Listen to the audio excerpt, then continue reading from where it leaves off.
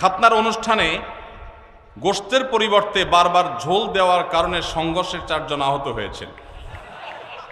এই ন্যারো মানসিকতা আমাদের দেশে দিন দিন বেড়ে চলেছে। এর কারণ কি বলে আপনি মনে করেন? ভাইরা আমার, পত্রপত্রিকায় নিউজ হয়েছে এই বিষয়ে, আমার যতটুকু মনে পড়ে আমিও দেখেছি, আপনারাও হয়তো অনেকে দেখেছেন। এটা অবশ্য নতুন না। বিয়ের বাড়িতে চিংড়ির সাইজ যা দেওয়ার কথা ছিল বা এক্সপেক্ট ছিল তার চেয়ে একটু ছোট, এই কারণে মারামারিতে 1 জন নিহত। এ ধরনের ঘটনা প্রায় আপনারা শুনেন না পত্রপত্রিকা। স্ত্রীকে জামাটা ইস্তারি করে দিতে বলছে, বেচারি ভুলে গেছে, এই জন্য তালাকি দিয়ে দিস। শুনেন কি শুনেন না? এই যে অসহনশীলতা, এই যে অসহিষ্ণুতা, এটা আমাদের সমাজে বাড়ছে। বিশেষ করে প্রশ্ন যেটাতে আসছে যে খাতনার অনুষ্ঠানকে কেন্দ্র করে এটা হয়েছে, কেন এটা হয় ভাই? এর 2টা কারণ আমার কাছে মনে হয়। নাম্বার 1, এই যে খাতনার অনুষ্ঠানে মারামারি হয়ে 4 জন আহত, বিয়ের অনুষ্ঠানে মারামারি হয়ে বিয়ে ভেঙে যায়, মানুষও খুন হয়, এরকম ন্যাক্কারজনক ঘটনা পৃথিবীর আর কোন দেশে হয় আমি জানি না, তবে আমাদের দেশে হয়। দুর্ভাগ্য আমাদের। এর একটা কারণ হলো এই খাতনার অনুষ্ঠান তো খাতনার অনুষ্ঠান না, এটা চাঁদাবাজির অনুষ্ঠান।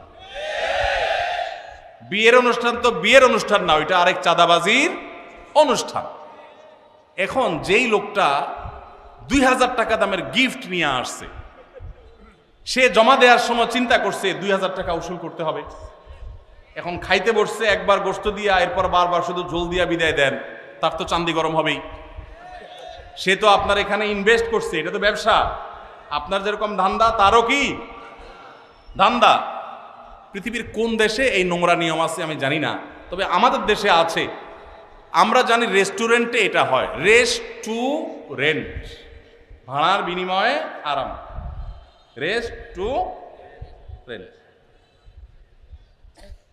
রেস্টুরেন্টে। হোটেলে ভাই নিয়ম, আমাদের দেশে বেশিরভাগ হোটেলের নিয়ম হলো আগে খায়, নর্মাল হোটেলগুলোতে আগে মানুষ খায়, যাওয়ার সময় ক্যাশে টাকা দিয়ে যায়। আর বিয়ের বাড়ি, খাতনা, এগুলোকে আমরা এমন একটা ন্যাক্কারজনক ব্যবসায় বানাইছি যে এখানে আগে দিয়ে তারপর ঢোকা লাগে। কপালে কি গোশত আছে না ঝোল আছে, চিংড়ি সাইজ কি আপনি জানেন না, মাকার 2000 টাকার গিফট আগে ধুইয়া গেটে ঢুকার সময় নাম লেখা, তারপর ঢুকতে হবে। আমি এটাকে নাম দিছি চাঁদাবাজি। ডাকাত রাস্তায় ডাকাতি করার সময় একটা ছুরি হাতে রাখে, একটা পিস্তল রাখে। বিয়ে এবং খাতনার অনুষ্ঠানেও চাঁদাবাজি হয়, এখানেও ডাকাতি হয়। পার্থক্য এটুকু যে এখানকার ডাকাতরা চেয়ার টেবিল নিয়ে বসে। বুঝেন নাই কথা? সাধারণ ডাকাতরা অস্ত্র নিয়ে ধরে, আর এখানে চেয়ার টেবিল খাতা কলম নিয়ে, হ্যাঁ ঢুকতেছেন, বলেন কি নাম, কি আনছেন দেন। এই জন্য এই সমস্ত দাওয়াত পাইলে মানুষের মন খারাপ হয়। অনেক মধ্যবিত্ত, নিম্ন মধ্যবিত্ত মানুষ আছে, নিজে চলতে কষ্ট হয়, কিন্তু বিয়ের একটা কার্ড ধরাই দিছে, খাতনা একটা কার্ড ধরাই দিছে, না গেলে বলবে বকিল, আর গেলে টাকা দিতে হবে। খাবে না 500 টাকা, দিতে হবে 2000 টাকা। এটা কি জায়েজ না জায়েজ কাজ? যুবক ভাইয়েরা যারা বিবাহ করেন নাই, বাবাজিরা যারা ছেলে মেয়েকে বিবাহ করাবেন, আল্লাহর ওয়াস্তে দীপ্ত কণ্ঠে শপথ করেন এবং মনে মনে সংকল্প করেন, আমরা ইনশাল্লাহ এই অনাচার এই সমাজ থেকে দূর করব। আপনি খাতনা করাবেন, খাতনা অনুষ্ঠান করবেন, কয়েকজন মানুষকে মেহমানদারি করবেন, ভালো জিনিস খাওয়ান, অসুবিধা নাই তো, কোনো আলেম নিষেধ করেন নাই তো এটা। কিন্তু আপনি সেটাকে ব্যবসা বানায় নিছেন। আপনার যদি খাবারের ব্যবসা করার এত প্ল্যানই থাকে, এই দাওয়াতের নামে নাটক না করে আপনি রেস্টুরেন্ট খুলে বসেন, খানা বেচবেন, 500 টাকার খানা খাওয়াবেন, হাদিয়া নেবেন 2000। অনেক জায়গা আগে থেকে যোগ বিয়োগ করা হয়, মেহমান দাওয়াত দিব 500, খরচ হবে এত, এক একজন এবারে যে 1000 করে আনলো, লাভ থাকবে এত। এটা কি ব্যবসা না? ব্যবসা না? এই ব্যবসার অনুষ্ঠান করতে আমাদের লজ্জা হওয়া উচিত। যুবক ভাইরা, বিয়ের কার্ডে লিখে দিবেন, অনেক জায়গায় অনেক যুবকরা এটা শুরু করেছেন, আমি দেখেছি মাশাআল্লাহ। বিয়ের কার্ডে লিখে দিবেন, বিবাহ একটি সামাজিক অনুষ্ঠান এবং একটি ইবাদত, একটি আমল। অতএব আমার এই বিবাহে আপনি এসে আমাদের ধন্য করবেন, অনুগ্রহ করে কোনো উপহার উপঢৌকন আনবেন না, আনলে সেটা গ্রহণ করার ব্যবস্থা থাকবে না। কলিজা আছে? কার কার কলিজা আছে হাত তুলেন দেখি। আল্লাহ আমাদের তৌফিক দান করুন। ভাইরা আমার, যৌতুক এই সমাজের বুকে চেপে থাকা একটা জগদ্দল পাথর ছিল। এই মাহফিলের মঞ্চ থেকে মসজিদের মিম্বর থেকে ওলামা একরাম যৌতুককে এই দেশে জাদুঘরে পাঠিয়ে দিয়েছেন। অনেকে আছেন আলেমদের এই সমাজে অবদান খুঁজে পায় না, তাদেরকে বলছি যে ওলামা একরাম মাদক, যৌতুক এই সমস্ত সামাজিক অভিশাপগুলো একটা একটা করে দূর করে দিয়েছেন। অতএব আমাদেরকে এই বিবাহ খাতনার নামে যে চাঁদাবাজি হয় সেগুলো বন্ধ করতে হবে ইনশাআল্লাহ। সবাই চেষ্টা করবো তো ইনশাআল্লাহ। আরেকজন যদি মনের কষ্ট নিয়ে একটা হাদিয়া দিয়ে যায়, একটা হাদিয়া দিয়ে গেল, একটা ডিনার সেট এনে দাওয়াত খাইল, কিন্তু তার মনের কষ্ট আছে। গরিব মানুষ বা মধ্যবিত্ত মানুষ অনেক কষ্ট করে, নিম্ন মধ্যবিত্তের মানুষ এটা কিনছে, কিন্তু আত্মীয় স্বজন দাওয়াত না দিলে মানে গেলে না গেলে মানুষ থাকে না, সে নিয়ে আসছে, মনে খুশি নেই। নবী সাল্লাল্লাহু আলাইহি সাল্লাম বলেছেন লা ইয়াহিল্লু মালু ইমরিইন মুসলিমিন ইল্লা বিতিবি নাফসি, কোন মুসলমানের সম্পদ তার মনের সন্তুষ্টি ছাড়া দিলে সেটা গ্রহণ করা হালাল হবে। তাহলে আপনি হারাম খাচ্ছেন। আল্লাহকে আমরা ভয় করব, চেষ্টা করবো তো ইনশাআল্লাহ।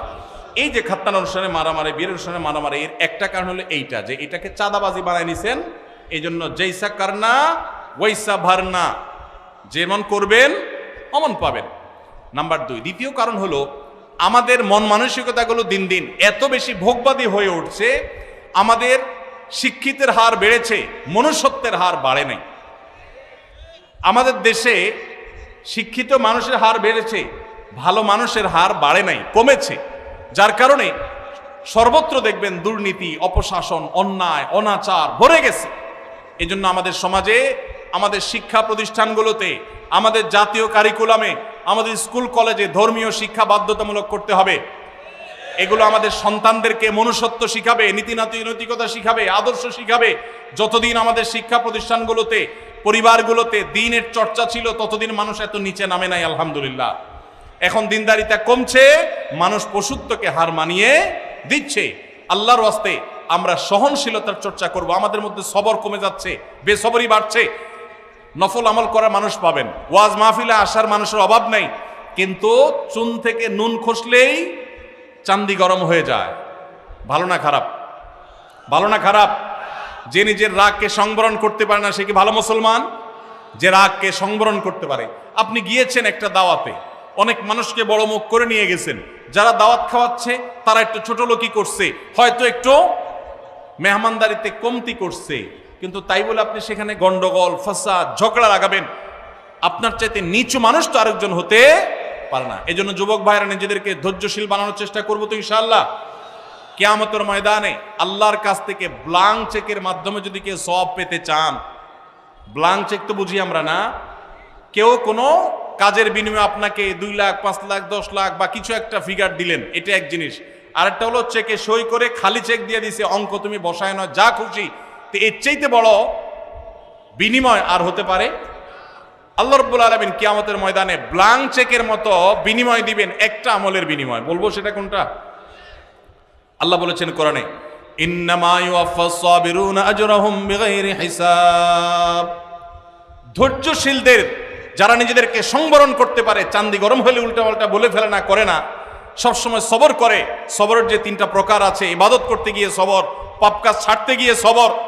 সবাই ভ্যালেন্টাইন ডে উপলক্ষে সাথীরা, বন্ধুরা অপকর্মে লিপ্ত হয়, সে তার জীবনকে বাঁচাবার জন্য, চরিত্রকে বাঁচাবার জন্য সংগ্রাম করে বেড়ায়, এটা একটা সবর। মাথা রক্ত উঠার মতো কাজ হয়েছে, কিন্তু সে নিজেকে ধরে রাখতে পারে, হজম করে, সবর করে, এটা সবচেয়ে বড় সবর।